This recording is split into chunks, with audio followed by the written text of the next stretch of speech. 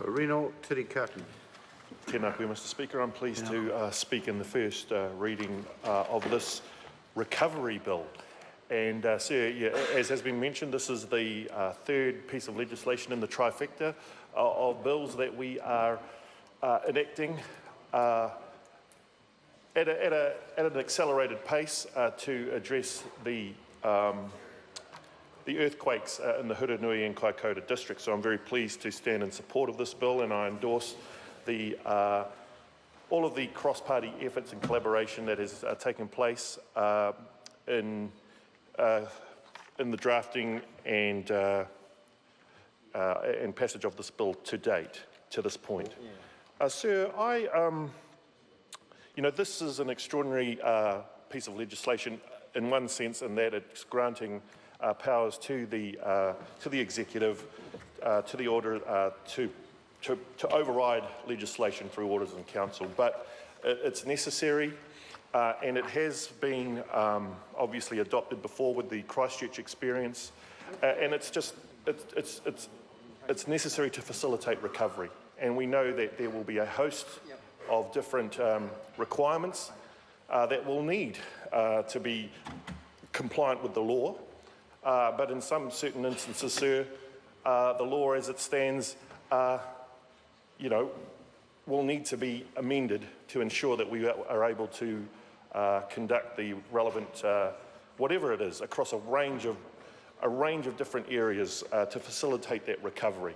It could be in emergency housing, it could be in roading, it could be in taxation, it could be in a whole raft of areas.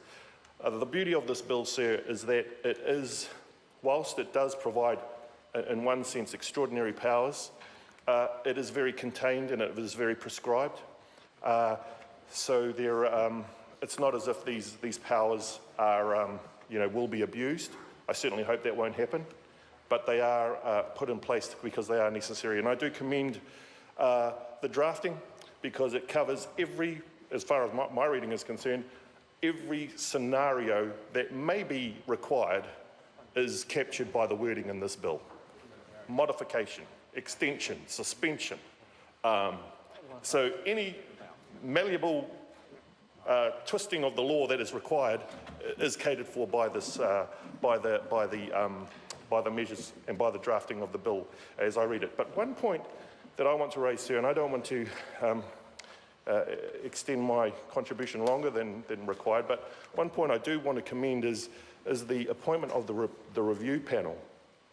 And I note that the review panel that will review the recommendations that will be made by the relevant minister on whatever particular piece of the prescribed legislation that may be requiring an amendment or requiring an order in council.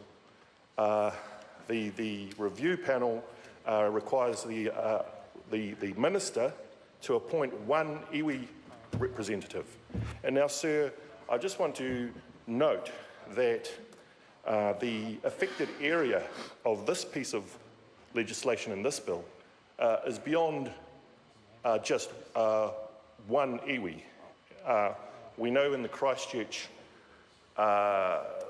experience there was just one iwi affected, and that's Ngai Tahu. But in this legislation, sir, we're dealing with the Upper South Island, we're dealing with the Marlborough, Blenheim area, and we're also dealing across the Cook Strait into the Wellington area. And so, sir, we're talking about the iwi of the top of the south, in particular in the Blenheim Marlborough region, Rangitane, Ngāti Rārua, Ngāti Toa. There are a host of iwi, likewise up over into the Wellington area.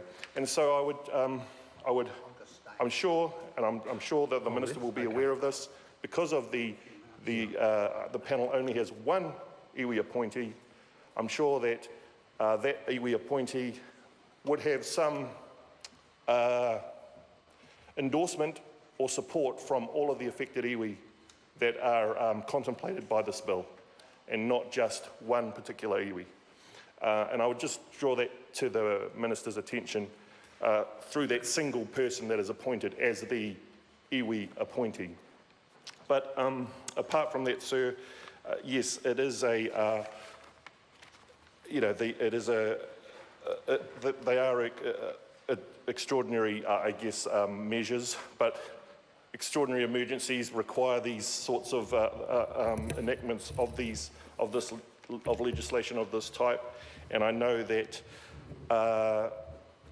careful consideration has been made, and I do acknowledge the select committee that will be meeting under haste, I guess, on Monday to hear submitters on this particular bill, and I'm sure that they will do the relevant any additional amendments that may be required. But apart from those points that I've just raised, sir, I do support this bill, and I commend it to the House.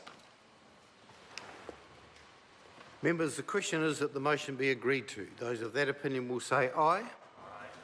The contrary, no. The motion is agreed to. Hurunui Kaikōura Earthquakes Recovery Bill, first reading. The question is that the Hurunui Kaikōura Earthquakes Recovery Bill be considered by the Local Government and Environment Committee. Those of that opinion will say aye. Aye. And to the contrary, no. The ayes have it. Mr. Speaker, I move that the Hurunui Jerry Brownlee. I move that the Hurunui Kaikōura Earthquake Bill be reported to the House by the 6th of December 2016, and that the committee have the authority to meet at any time while the House is sitting, except during oral questions during any evening on a day on which there has been a sitting of the House, and on a Friday in a week in which there has been a sitting of the House, despite Standing Orders 191 and 1941B and C. Mr. Speaker, I think that discharges the necessary commentary. Can I just indicate to the House, though, that should the committee, after its deliberations on Monday, think a small amount of time additionally is needed, then I'm sure there'd be no hesitation from the Business Committee to make that extension. But in any event, we would like to see this passed late next week. Members, the question is that the motion be agreed to. Aye. Those against, if any? No. The motion is carried. I call